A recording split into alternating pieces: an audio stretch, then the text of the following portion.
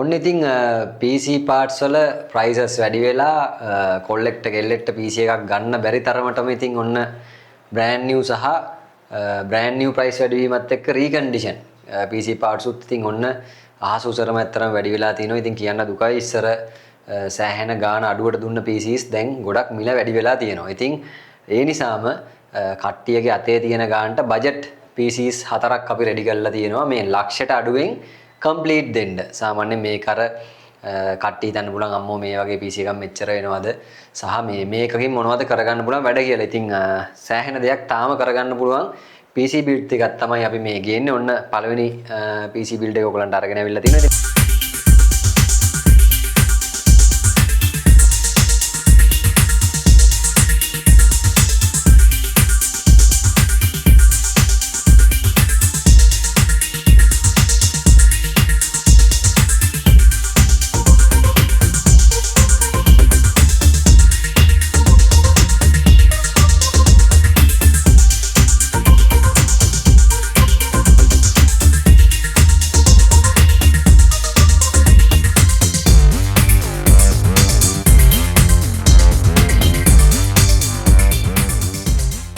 දැන් ගොඩක් අය කැමති VGA කාඩ් එකක් එක්ක PC build එකක් කරන්න. හැබැයි ගැටලුව තියෙන්නේ දැන් graphic card වල මිල වැඩි වීමත් එක්ක සාමාන්‍යයෙන් වැඩක් කරගන්න පුළුවන් graphic card එකක් විදියට තියෙන්නේ දැනට මාකට් එකේ 964 තමයි අඩුම. ඊට පල්ලෙහා කාඩ් නම් ඉතින් අපිත් රෙකමන්ඩ් කරන්නේ නැහැ. ගොඩක් පරණ වැඩි. ඉතින් 964GB graphic card එකකුත් රුපියල් 25000ක් වෙලා තියෙනවා කාඩ් එක විතරක්. ඉතින් එතකොට සාමාන්‍ය මේ 65000ට 70000ට DDR4 RAM එකක් දාලා build එකක් කරනවා කියන්නේ හීනයක්. ඉතින් DDR3 RAMs වල එන්න නැත්තම් පරණ generation වලත් ඇත්තටම කාලේ ඉවරයි. අපිත් කැමති නෑ sell කරන්න. මොකද ඒක දැන් අවුරුදු ඇත්තම ගොත් අවුරුදු 10ක් 12ක් පරණ product. ඉතින් එතකොට කෙනෙක් ගන්න ඕක ඇත්තටම ආසාවෙන් අවුරුදු එකමාරක්වත් දෙකක් recondition එකක් ගත්තත් use කරගෙන යන්න. ඉතින් අපි දැනගන්න ඕනි customer පොඩ්ඩක් හරි ගාන පොඩි ගානක් වැඩි වුණත් හොඳ දෙයක් තෝරලා දෙන්න. right. ඉතින් වැඩි විස්තර නැතුව අද අරගෙන ඇවිල්ලා තියෙන මේ PC build එක Ryzen 3 3200G processor කියන build එකක්. ඉතින් මම හැමදාම කියනවා වගේ මේ G processor එක්ක ඕගොල්ලෝ build එකක් කරනවා නම් කවදාවත් stock cool එකක් use කරන්න එපා. මේ අපි දාලා තියෙන වගේ after market අඩුම තරමේ එයා cool එකකට යන්න. මොකද ඕගොල්ලෝ graphic card එකෙන් ගන්න වැඩ ටික ඔක්කොම මේ processor එකේ on board එකෙන් ගන්න නිසා processor එකට ලොකු load එකක් එනවා. ඒ වගේම ලොකු heat එකකුත් එනවා. ඒ නිසා අනිවාර්යයෙන්ම after market cool එකකට යන්න කියලා මම ගොඩක් වෙලාවට මේ PC build වීඩියෝ කරද්දිම ඔයගලන්ට කලින්ම කියන්නේ ඒකයි. හරි. අපි ගමු PC එක පැත්තට. දැන් ගියොත් මේක අපි දැන් තියෙන price range price ප්‍රශ්නත් එක්ක අතන offers දෙන්නේ නැහැ මේ ටිකේ. ඒක ඉතින් මුලින්ම කියන්න ඕනේ. අපි කෙලින්ම දැන් ගොඩක් කට්ටිය දාලා තිබ්බා අරහෙ දෙනවා offers. ඒකත් පොඩ්ඩක් කියන්න ඕනේ මේ වීඩියෝ එක අතර මැදදී මෙහෙ දෙනවා offers කියලා. ඉතින් offers දුන්නට ගැටලුවක් නැහැ. ඔයගොල්ලෝ බලන්න අපි කියන්නේ අපෙන්ම මේ purchase කරන්න කියලා.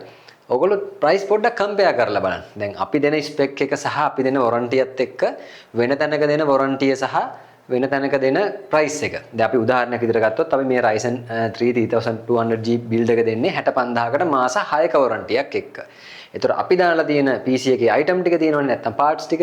ඒ ටිකත් එක්ක ඔයගොල්ලෝ තව දැනකින් බලන්න මට 6 month warranty එක ගන්නවා නම් කොහොමද මේ PC එක ඔයගොල්ලන්ට දෙන්න පුළුවන් කියලා. එතකොට අන්න discount එකක් තියෙනවද නැත්තම් අපිටත් පුළුවන් මේ 65000ක 75000යි කියලා දාලා නැත්නම් 70000යි කියලා දාලා බොඩුවට රුපියල් 5000ක කෑෂ් බෑක් එකක් හරි ඩිස්කවුන්ට් එකක් කියලා හරි ඕගලන්ට දෙන්න. ඉතින් ඒ වුණාට මේක බලන කෙනෙක් ඉන්නෝනේ අපේ කවුරුම හරි කෙනෙක් නැත්නම් අපේ පරණ channel එක බලන කෙනෙක් වෙන්න පුළුවන්. අලුතෙන් අපේ මේ වීඩියෝ එක දැකලා බලන කෙනෙක් වෙන්න පුළුවන්. ඒතර එයාට අනිවාර්යෙන් අයිඩියා එකක් තියෙනවා. හරි මේගොල්ලෝ මේ කියන විදිහට මේ විදිහට තමයි වැඩේ වෙන්නේ කියලා. ඉතින් ඒකයි මම මේ මුල්ම ටිකේ පොඩි දේවල් ටිකක් ඕගලන්ට කිව්වේ. හරි මම processor එක කලින්ම කිව්වා Ryzen 3 3200G processor එක දාලා තියෙනවා. ඉතින් මේකේ cores 4යි threads 8කුයි එනවා. ඒ වගේම තමයි ඕගොල්ලන්ට මේකේ 4GB Vega 7 graphic උත් එනවා processor එකේම. එතකොට board එක use කරලා තියෙන්නේ A320 board එක. ඉතින් මේ 3000 series processor ආපු කාලේ ඒවටම match වෙන්න ආපු board එකක් තමයි A320 කියන්නේ. ඉතින් ඒ board එක දාලා තියෙන්නේ NVMe support කරන board එකක් තියෙන්නේ. එතකොට 128GB NVMe එකක් දාලා තිනවා අපේ Windows සහ drivers දාලා edit කරගන්න. ඊට අමතරව මේකේ dual channel performance ගන්න අපි 4GB RAM දෙකක් තමයි use කරලා තියෙන්නේ DDR4. ඔයගලන්ට අවශ්‍ය නම් 4GB දෙක අයින් කරලා තනි single stick 8GB එකක් හරි නැත්නම් 8GB RAM දෙකක් හරි අපිටම කියලා update කරගන්නත් පුළුවන්. ඊට අමතරව 500 watt gaming power supply එකක් තමයි අපි use කරලා තියෙන්නේ. ඔයගලන්ට මේකට පස්සේ කාලෙක සාමාන්‍යයෙන් 1066 GB වගේ යනකම් VG එකක් බය නැතුව ඇඩ් කරගන්න පුළුවන් මේ තියෙන power supply එකෙන්ම. එතකොට ඊට අමතරව දැන් කේසින් එක පැත්තට ගියොත් මේ කේසින් එක තමයි මේ දවස්වල ඇත්තටම එයා ෆ්ලෝ එකකුත් තියෙන බ්‍රෑන්ඩඩ් ගෙවන ගානට අඩුම කේසින් එකක් විදියට මාකට් එකේ අපේ යන්නේ රුපියල් 9500යි වෙන්නේ Antec V310 කියන කේසින් එක. ඉතින් 9500ට ඕගලන්ට පේනවා ඇති කේසින් එකේ හොඳ ලුක් එකක් තියෙනවා. පැත්තේ ට්‍රාන්ස්පරන්ට් ග්ලාස් එකක් එනවා. ඒ වගේම ARGB fans 4ක් එනවා කලර්ස් කන්ට්‍රෝල් කරගන්න පුළුවන්. එතකොට ඉතින් සාමාන්‍ය මේ ෆෑන් එකක් ඕගොල්ලෝ වෙනම ගන්න ගියත් රුපියල් 1000කට හෝ 1200ක් වගේ වෙනවා. අපි නිකන් 1000ක් තිබ්බත් රුපියල් 4000ක් යනවා ෆෑන්ස් 4ට. ඒතර කේසින් එක වෙලා තියෙන්නේ රුපියල් 5500යි. එහෙම බලද්දි ගොඩක් ලාභ කේසින් එකක්. ඉතින් මේකේ ලොකු ස්ටොක් එකක් අපි ළඟ තියෙනවා. ඔයගලන්ට ඕන නම් කේසින් එක විතරක් අපෙන් සෙපරේට් පර්චේස් කරන්නත් පුළුවන්. රුපියල් 9500යි වෙන්නේ. ඊට පස්සේ එයා කූල් එකක් යූස් කරලා තිනවා අපි ලවින් කූල් එකේ heat pipe copper heat pipe 4ක් එන full black ඔයගලන්ට පේනවා ඇති.